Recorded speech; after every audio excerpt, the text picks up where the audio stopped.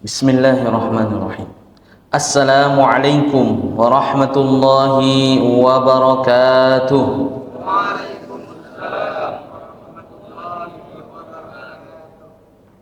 Alhamdulillahilladzi hadana lihada wa ma kunna linahtadiya laula an hadanallah. Ashhadu an la ilaha illallah wahdahu la syarika lah. Wa ashhadu anna Muhammadan abduhu wa rasuluhu la nabiyya wa la rasula ba'dah. Rabbi shrah li sadri wa yassir li amri wahlul 'uqdatam min lisani yafqahu qawli. Allahumma ya muallim Dawud 'allimna wa ya mufahhim Sulaiman fahimna. Allahumma faqihna fid din wa 'allimna at-ta'wil. Rabbana iftah bainana wa baina qaumina bil haqq wa anta khairul fatihin wa nafa'na bi 'ulumihi fid darain amin ya rabbal alamin. Alhamdulillah, pada kesempatan malam yang penuh dengan rahmatnya Allah Subhanahu wa ta'ala ini, kita sama-sama masih diberikan kenikmatan oleh Allah Ta'ala, berupa kenikmatan sehat, juga berupa kenikmatan dapat merasakan lezatnya nikmat iman dan Islam ini. Ini adalah sebuah nikmat yang sangat besar yang diberikan oleh Allah Subhanahu wa ta'ala untuk kita semua, yang patut kita syukuri. Yaitu dengan apa mensyukurinya? Yaitu dengan mendekatkan diri kita kepada Allah Subhanahu wa ta'ala dengan beribadah kepadanya sebaik-baik ibadah. Dan juga kita telah diberikan kenikmatan oleh Allah ta'ala, yaitu berupa taufiknya, sehingga kita dimampukan oleh Allah Subhanahu wa ta'ala untuk bersama-sama duduk di salah satu rumahnya Allah Subhanahu wa ta'ala yang mulia ini, mengkaji ayat-ayatnya, memahami ayat-ayatnya, dan mudah-mudahan setelah kita mengkaji, memahami ayat-ayatnya, kita bisa mengamalkannya di kehidupan kita. Salawat dan salam semoga tercurahkan kepada baginda Nabi kita, Nabi besar Muhammad sallallahu alaihi wasallam, yang mana syafaatnya senantiasa kita harapkan nanti di hari kiamat kelak. Mudah-mudahan kita sebagai umatnya mendapatkan syafaat beliau di hari kiamat kelak. Amin ya rabbal alamin. Sama-sama saya hormati para pengurus Masjid Darus Sa'adah, Ustaz Cepi, Pak Farid, dan para pengurus masjid yang lainnya tidak saya sebutkan satu persatu, namun tidak mengurangi rasa ta'zim saya kepada antum semua. Dan bapak-bapak, ibu-ibu jamaah Masjid Darus Sa'adah yang insyaallah mudah-mudahan senantiasa diberkahi oleh Allah Ta'ala. Amin ya rabbal alamin.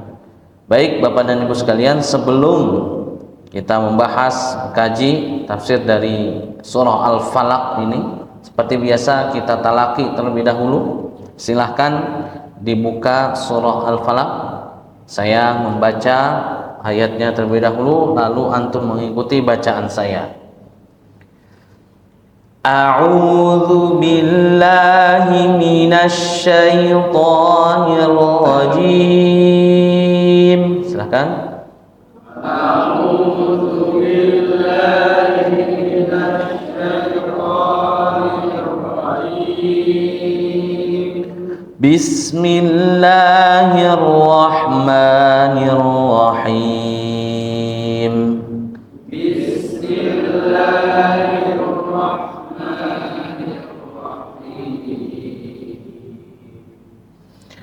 Qul a'udzu birabbil falaq.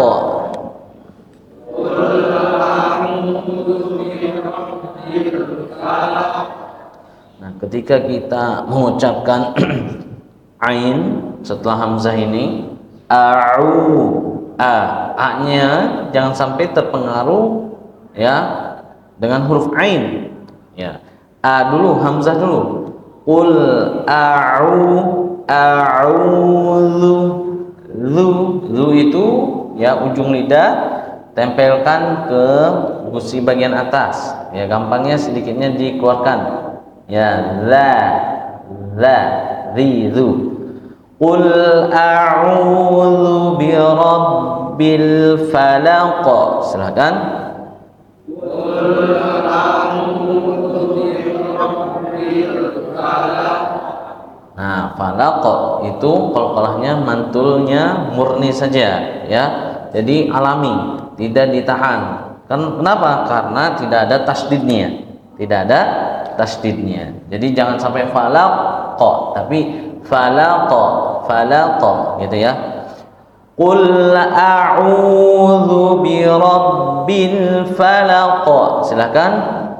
Qul a'udzu birabbil falaq. Baik. Min syarri ma khalaq.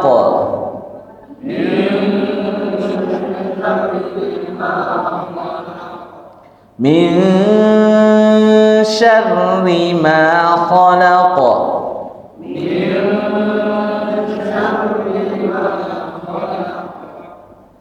Wa min syarri ghasiqin idza waqab. Wa min syarri ghasiqin idza waqab. Cara pengucapan huruf shin ya, sya ini nah dia tidak dimonyongkan ketika dia berharakat fathah ya, tidak dimonyongkan ketika dia berharakat fathah. Sya gitu ya, sya. Jadi bukan sya tapi sya ya, sya nah gitu ya. Min syarri, rinya tipis ya, jangan sampai syarri ya, tapi syarri tipis. Wa min syarri ghasiqin idza waqab. Silahkan. Wa min syarri ghasiqin idza waqab. Wa min syarrin naffatsati fil 'uqad. Silakan.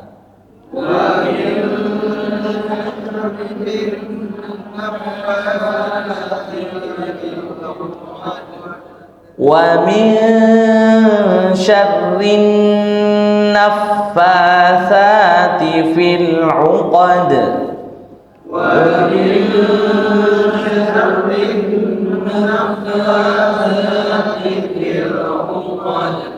Wa min syarri hasidin idza hasad.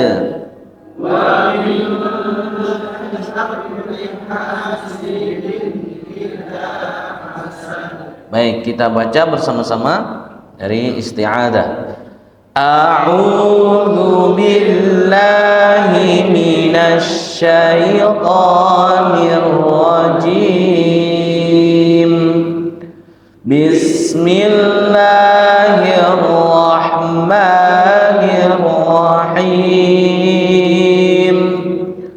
Qul a'udzu birabbil falaq min syarri ma khalaq wa min syarri ghasiqin idza waqab wa min syarrin naffatsati fil 'uqad wa min syarri hasidin idza hasad.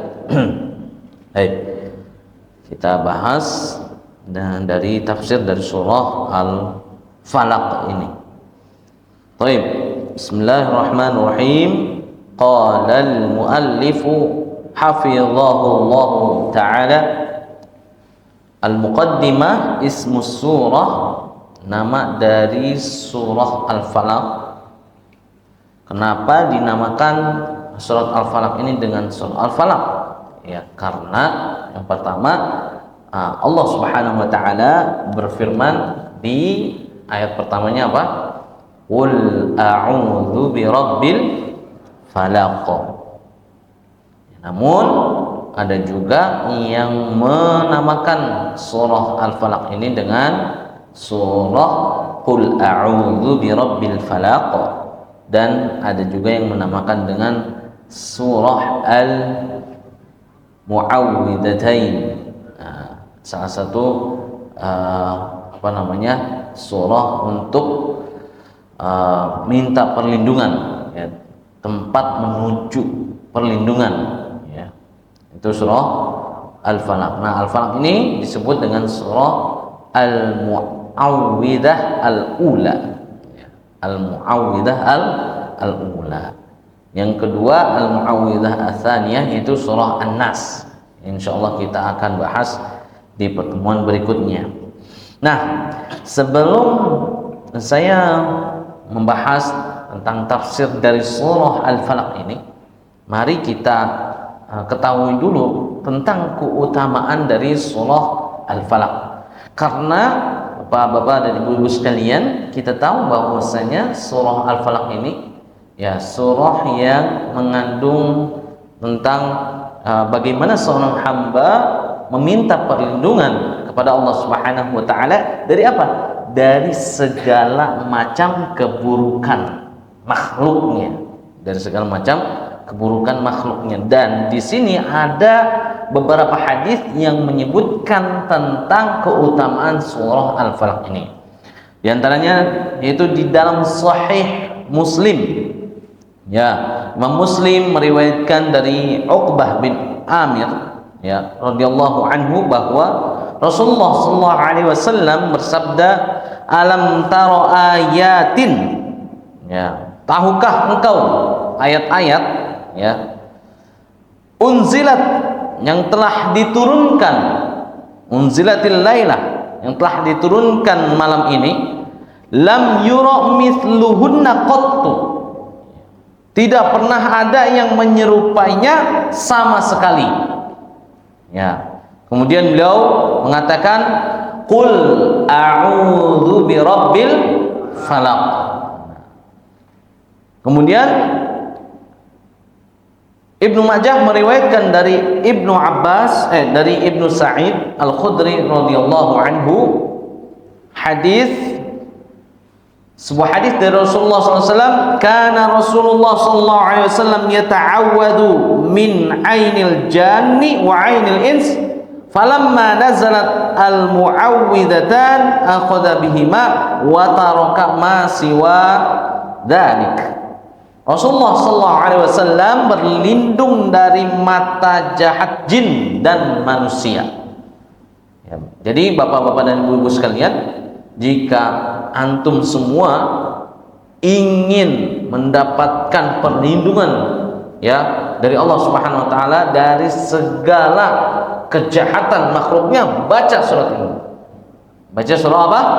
Al-Falaq, ya. Agar kita dilindungi dari pandangan mata jahat jin dan pandangan mata jahat manusia. Di dalam ruqyah, ya, dalam ruqyah, pandangan mata jahat jin itu memiliki definisi tersendiri, yaitu namanya kalau dalam ruqyah nadhrah. Apa? Nadhrah. Itu biasanya pandangan mata jahat yang dilemparkan oleh bangsa jin. Adapun pandangan mata jahat dari manusia itu biasanya hasad. Disebut dengan apa? Hasad atau ain. Tapi secara terperinci, ya, ain itu beda dengan hasad. Ain itu identik dengan pujian biasanya. Ain itu identik dengan pujian. Nah, insyaallah kita akan bahas secara mendetail insyaallah di lain waktu, ya, tentang perbedaan antara hasad dan ain. Tapi ain ini itu cabang dari hasad juga. Cabang dari hasad. Jadi hasad itu pokoknya, akarnya. Hasad itu akarnya. Jadi hasad ini lebih bahaya daripada sihir. Hasad ini lebih bahaya daripada sihir, dan juga ain juga lebih bahaya daripada sihir. Kebanyakan umat Nabi Muhammad SAW meninggal karena apa? Karena ain. Maka hati-hati. Kebanyakan umatnya Nabi Muhammad SAW meninggal karena ain. Itu hadisnya sahih. Cuma orang nggak tahu ini ciri-cirinya ain atau bukan. Orang nggak tahu, ya. Kalau nggak mendalami dia nggak tahu. Nah gitu, ya demikian sabda Nabi Muhammad SAW. Dan ketika turun al-muawwidhatain, beliau memakainya dan meninggalkan yang lain. Taraka ma siwadali. Ya. Jadi ketika dulu sebelum al-muawwidhatain ini turun kepada Nabi Muhammad SAW, mungkin ada doa-doa yang dibaca oleh Nabi kita SAW. Tapi ketika Allah turunkan surah al-muawwidhatain, nah Nabi bacanya ini terus. Ya, bacanya ini terus. Itu ya, agar kita terlindungi dari pandangan mata jahat, ya, jin dan manusia. Nah, kemudian juga kedua surat Al-Falaq dan An-Nas ini, yaitu disunahkan kita untuk senantiasa membacanya di setiap selesai sholat wajib.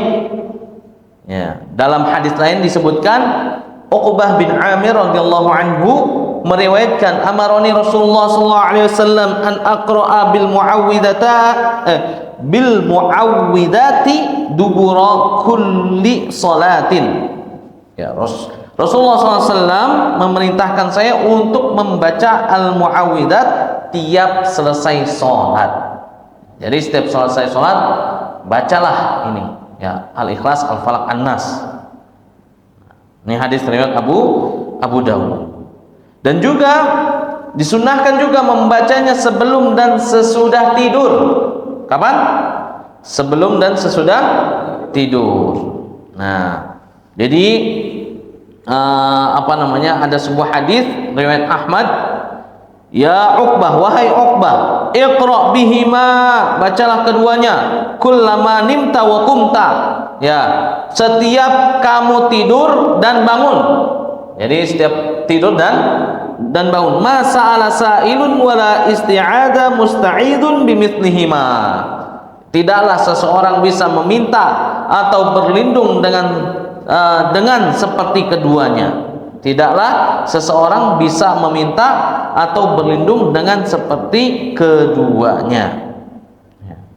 Jadi disunahkan untuk membaca surah al-muawwidhatain ketika mau tidur dan bangun, ya. Kemudian, ya, banyak sekali fadilah-fadilah dari surah Al-Falaq ini, dan juga kita, ya, dianjurkan untuk senantiasa membacanya juga ketika kita melakukan zikir pagi dan petang. Zikir pagi dan petang.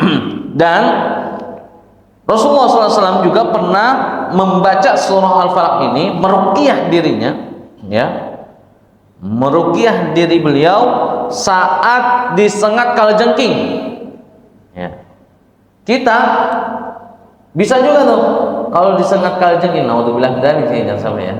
Kalau disengat kalajengking, bacain surah Al-Falaq. Makin sakit atau makin sembuh? Ya.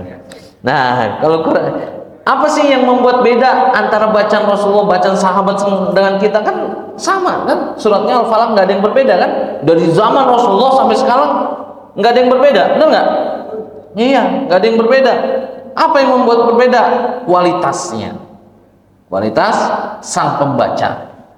Ya, Rasulullah sekali baca langsung sembuh, sahabat sekali baca langsung sembuh. Kita harus berulang-ulang. Kenapa? Karena kualitasnya berbeda. Kalajengking, Scorpio, ya, langsung kalau misalkan bukan bantuan medis nih sekarang nih, sulit kayaknya. Kecuali makomnya udah tinggi, ya. Makomnya kalau bahasa sufi itu makomnya sudah tinggi. Dia bisa menyembuhkan penyakitnya dari surah Al-Falaq. Menyembuhkan kalajengking, itu sengatan kalajengking, ya. Dan banyak lagi keutamaan-keutamaan yang lainnya. Dan berkaitan dengan surah Al-Falaq ini, ya, ini juga salah satu asbabun nuzul dari malaikat yang meruqyah Nabi Muhammad SAW dari lemparan sihir orang Yahudi. Yaitu siapa namanya? Labid bin A'sam. Itu seorang Yahudi ini, dia menyihir Rasulullah SAW. Kemudian datanglah malaikat untuk meruqyah Nabi kita, Nabi besar Muhammad SAW dengan surah Al-Falaq. Nah, itu keutamaan dari surah Al-Falaq. Kita lanjutkan dari asbabun nuzulnya. Nah, kita tahu bahwasanya surah Al-Falaq ini terdiri dari berapa ayat? 4 apa 5? 5 ayat. Ya, 5 ayat. Nah, kata Al-Falaq itu dia berarti yang terbelah. Ya. Yang berarti apa? Terbelah. Nah, di sini Allah Subhanahu wa taala berfirman, "Qul a'udzu birabbil falaq." Ya. Katakanlah wahai Muhammad, aku berlindung ya, birabbil falaq, dengan Tuhan yang membelah. Membelah apa? Membelah kegelapan, membelah kejahatan. Itu nanti tafsirnya. Ini kita masih di asbabun nuzul. Nah, bersama surat An-Nas, ya, keduanya disebut dengan Al-Mu'awwidhatain, yaitu dua surat yang menuntun pembacanya menuju tempat perlindungan. Menuju tempat perlindungan. Nah, surat ini, yaitu surah Al-Falaq ini, itu satu paket, dia turunnya dengan surah An-Nas. Ya, menurut pendapat Hasan, Atha dan Ikrimah dan juga Jabir. Nah, dan ini para sahabat ini mengatakan bahwasanya surah Al-Falaq ini termasuk surah Makkiyah. Surah Makkiyah. Namun ada juga yang berpendapat bahwa surah Al-Falaq ini masuk ke dalam kategori Madaniyah. Ya, Madaniyah. Biasanya yang ditulis mushaf-mushaf itu Madaniyah, benar nggak? Karena Rasulullah SAW itu ketika disihirnya di mana? Di Madinah. Ya, ada orang Yahudi. Gitu. Nah, gitu ya. Itu tentang salah satu tentang cerita surah Al-Falaq ini masuknya ke dalam surah Makkiyah atau Madaniyah. Dan asbabun nuzul dari surah Al-Falaq ini yaitu orang-orang kafir Quraisy Mekah berupaya mencederai Rasulullah SAW dengan ain. Dengan apa? Dengan ain. Itu dengan pandangan mata yang merusak dan membinasakan. Hasad. Makanya wa min syarri hasidin idza hasad.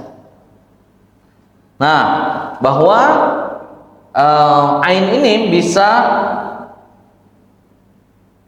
membinasakan seseorang yang ditargetkan.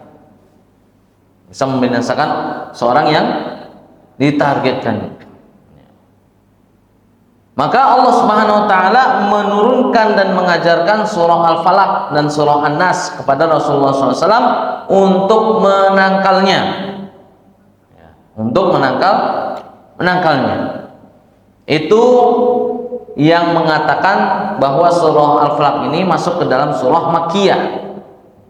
Itu sababun nuzulnya. Karena orang-orang Quraisy dengki dengan Nabi Muhammad SAW. Ya. Akhirnya orang-orang Quraisy ini ingin mencelakai Rasulullah SAW melalui pandangan matanya. Kemudian Allah menurunkan surah ini. Tapi ulama yang lain yang masyhur kita dengar yaitu bahwa surah Al-Falaq ini diturunkan ya oleh Allah Subhanahu wa taala kepada Nabi Muhammad SAW saat seorang Yahudi Madinah bernama Labid bin A'sam ya menyihir beliau. Ya, menyihir beliau. Jadi Labid bin Asam ini menyihir Rasulullah SAW dengan media pelepah kurma berisi rambut beliau yang rontok ketika disisir. Jadi diambilin orang Yahudi untuk menyihirnya. Beberapa gigi sisir beliau serta benang yang terdapat 11 ikatan yang ditusuk jarum. Lalu Allah menurunkan surah Al-Falaq dan surah An-Nas. Setiap satu ayat dibacakan, terlepaslah satu ikatan hingga Rasulullah SAW merasa lebih ringan. Ketika seluruh ayat telah dibacakan, terlepaslah seluruh ikatan tersebut. Namun, ya, riwayat ini sebagian ulama tafsir yaitu Ibnu Katsir itu menolaknya, ya, menolaknya. Tapi kebanyakan mayoritas ulama ya, yang betul adalah ayat ini diturunkan ketika Rasulullah SAW disihir.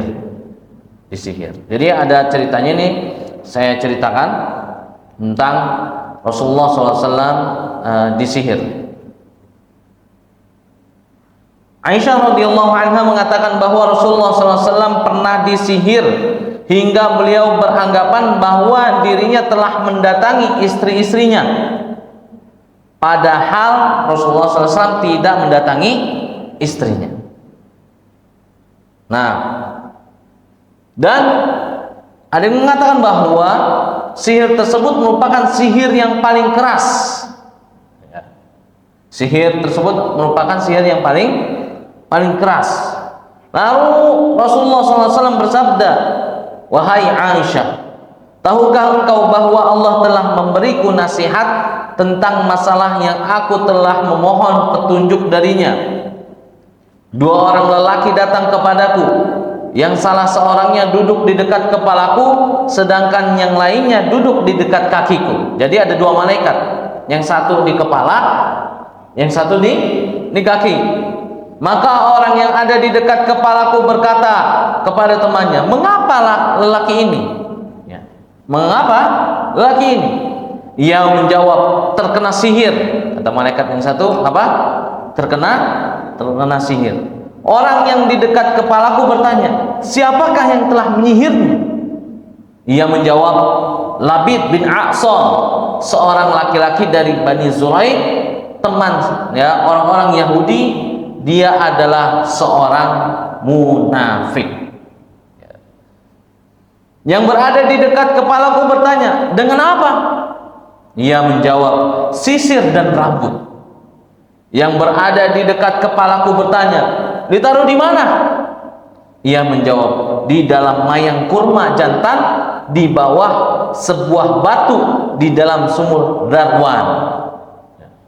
Aisyah radhiyallahu anha melanjutkan kisahnya bahwa Rasulullah SAW kemudian mendatangi sumur tersebut dan mengeluarkannya. Kemudian beliau bersabda, "Hadhil bi'ru allati urituha." Inilah sumur yang diperlihatkan kepadaku dalam mimpiku. Wa ka'anna ma'aha nuqa'atul hinna. Airnya seakan-akan seperti warna pacar. Ya, warnanya merah. Warnanya apa? Merah. Wa ka'anna nakhlaha ru'usus syayatin. Dan pohon-pohon kurmanya seakan-akan seperti kepala-kepala setan. Ya. Kemudian benda itu dikeluarkan dan dikatakan kepada beliau, ya, "Tidakkah engkau mengembalikannya?" Rasulullah SAW menjawab, "Ama wallah, ingatlah demi Allah, faqad syafani, sungguhnya Allah telah menyembuhkan diriku, wa akrahu an uthira ala ahadin minan nasi syarra, dan aku tidak suka menimpakan suatu keburukan terhadap seseorang." Ya, masya Allah, begitu baiknya hati Rasulullah SAW. Padahal, ya, yang lain bilang, Aisyah bilang, suruh balikin ya, balikin aja ya. Kenapa Rasulullah nggak suka untuk balas dendam? Rasulullah ya memiliki hati yang sangat suci, hati yang sangat jernih. Coba kalau kita udah balikin aja, ya sekalian ya, balas dendam. Nah, ini kita bisa mengambil faidah dari cerita tersebut bahwa misalkan ada seseorang yang disakiti, dizalimi, ya kalau ingin mencontoh Rasulullah SAW maka jangan dibalas. Biar Allah saja yang membalas. Itu lebih dahsyat balasannya daripada kita yang membalas. Nah, kita masuk ke dalam tafsir surah Al-Falaq ini. Allah Subhanahu wa taala berfirman, "Qul a'udzu birabbil falaq."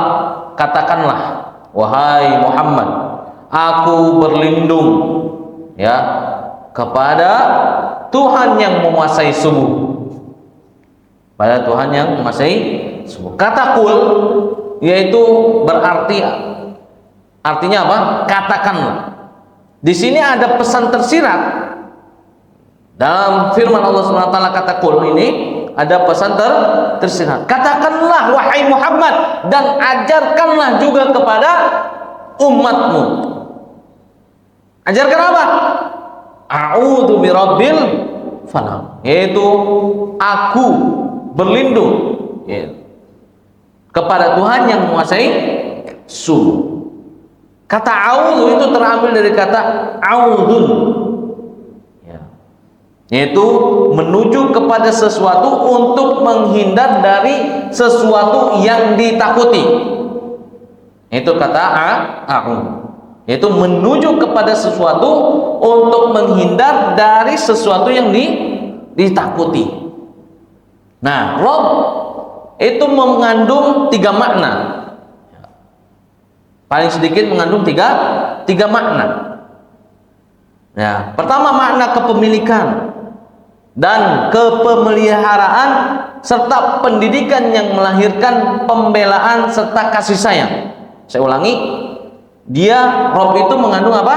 Makna kepemilikan, pemeliharaan, tidak hanya dipelihara tapi dididik juga, ya, dan dididik melahirkan, sehingga melahirkan pembelaan dan serta kasih sayang Allah Subhanahu wa taala. Nah, itu kata apa? Kata Rabb, yaitu Tuhan yang memelihara, Tuhan yang mengarahkan, Allah yang menjaga, dan Allah yang melindungi. Itu kata makna apa? Rabb. Jadi dalamnya qul a'udzu birabbil falaq. Al-falaq itu berasal dari apa? Kata falakun. Falakun itu artinya membelah. Artinya apa? Membelah. Nah, ini juga bisa berarti subjek, sehingga maknanya apa? Pembelah. Bisa juga namanya apa? Pembelah. Juga bisa berarti objek juga, yang maknanya juga yang dibelah, yang dibelah. Tapi sebagian ulama menafsirkan al-falaq ini dengan kata pagi atau subuh. Yang antum lihat di terjemahan itu biasanya dengan subuh. Nah, kenapa? Karena malam itu tertutup dan kehadiran cahaya pagi dari celah-celah kegelapan malam menjadikannya bagai terbelah. Jadikannya bagai terbelah.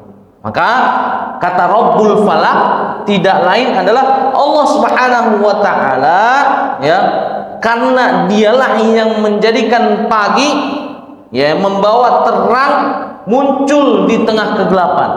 Karena Allah Subhanahu wa taala lah yang memberikan kita perlindungan dari segala kejahatan. Kegelapan itu kan identik dengan apa? Kejahatan. Nah, kemudian di sini ulama lain mengatakan bahwasanya Ibnu Abbas mengatakan al-falaq itu artinya subuh. Artinya apa? Subuh.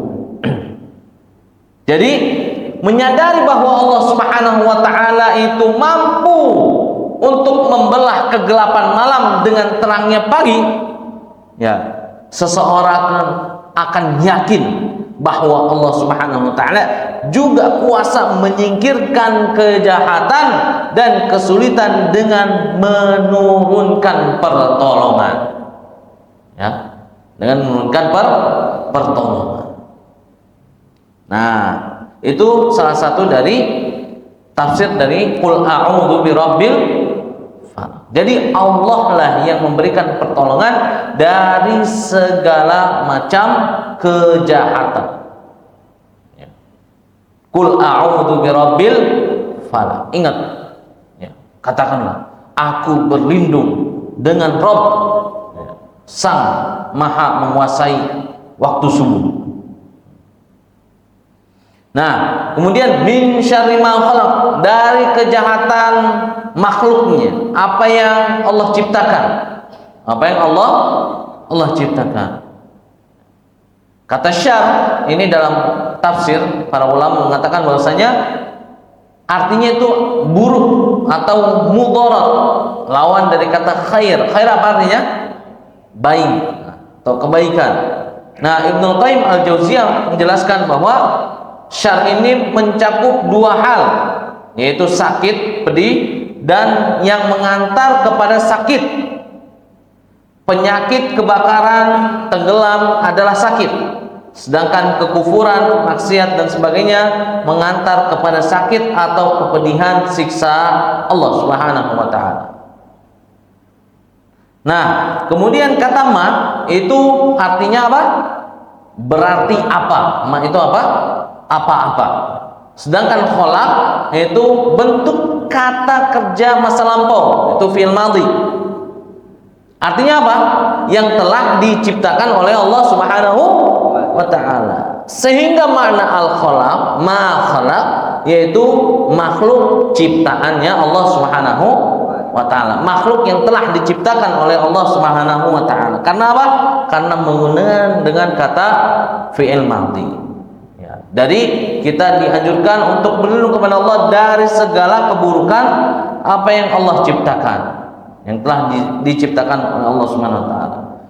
Kemudian Allah berfirman, "Wa min syarri ghasiqin idza waqab," dan dari kejahatan malam apabila telah gelap gulita. Ya, ghasik itu artinya biasanya malam, dan malamnya itu sudah gelap, yang pas gelap-gelapnya. Gelap-gelapnya itu, nah, waktu malam itu jam berapa? Biasanya jam satuan, ya, jam satu atau ya jam satu, sekitar jam satuan segitu ya, jam satuan. Nah, itu ketika gelap-gelap, biasanya jam segitu keliaran orang-orang yang suka berbuat kejahatan, dari mulai begal, ya, penyihir dan sebagainya. Nah, Allah ya memerintahkan kepada kita semua agar kita itu berlindung dari segala macam kejahatan. Allah nggak bilang kita berlindung dari gelapnya malam, benar nggak? Allah bilang ya kita nggak disuruh berlindung dari gelapnya malam, bukan, tapi dari kejahatan yang ada di malam hari. Karena malam itu juga biasanya identik juga dengan kebaikan. Itu apa? Tahajud. Tahajud kan itu kan malam-malam. Identik dengan apa? Mendekatkan diri kita kepada Allah Subhanahu wa taala. Jadi enggak semua malam itu buruk, ya kan? Enggak semua malam itu kejahatan, enggak. Makanya kita hanya diperintahkan untuk berlindung dari kejahatan yang ada di malam hari. Dalam nih Allah ya menyampaikan kepada kita semua, min syarri ghasiqin idza waqab, dari semua, dari binatang, dari manusia. Wa min syarrin naffatsati fil 'uqad, dan dari kejahatan wanita tukang sihir yang menghembus pada buhul sihir tersebut. Ya, sebenarnya panjang ini tafsirnya. Insyaallah kita akan bahas lagi di minggu yang akan minggu akan datang, untuk kita gabungkan dengan surah An-Nas. Bahwasanya tafsir dari wa min syarrin naffatsati fil 'uqad itu dari kejahatan wanita tukang sihir yang menghembus pada buhul. Insyaallah saya akan bahas tentang kejahatan-kejahatan para penyihir, bagaimana mereka mampu untuk menyihir seseorang, ya, dengan ritual apa saja mereka menyihir seseorang, ya, dan bagaimana caranya menyihir seseorang. Tapi untuk cara menyihir seseorang saya nggak ungkapin. Kenapa? Takut dipraktekin nanti ya. Ya. Oke. Baik, sampai sini dulu. Insyaallah saya akan teruskan di pekan depan. Wallahu a'lam bishawab. Jika ada pertanyaan dipersilakan. Ada pertanyaan Bu dan Bapak sekalian? Dan juga insyaallah ya, silakan. Apa? Waqiyah. Salat waqiyah. Saya baru dengar itu. Salat waqiyah. Ya. Surah Al-Waqiah apa surah Al-Waqiyah? Salat. Hah? Apa? Oh, surat Al-Waqiah. Surah Al-Waqiah banyak fadilahnya, salah satunya agar kita dijauhkan dari kemiskinan. Walaupun hadisnya banyak perdebatan, tapi ya kita ngambil fadilahnya untuk membaca surah Al-Waqiah. Ya bisa semua, Al-Quran itu bisa, dari Al-Fatihah sampai An-Nas 30 juz itu bisa ya.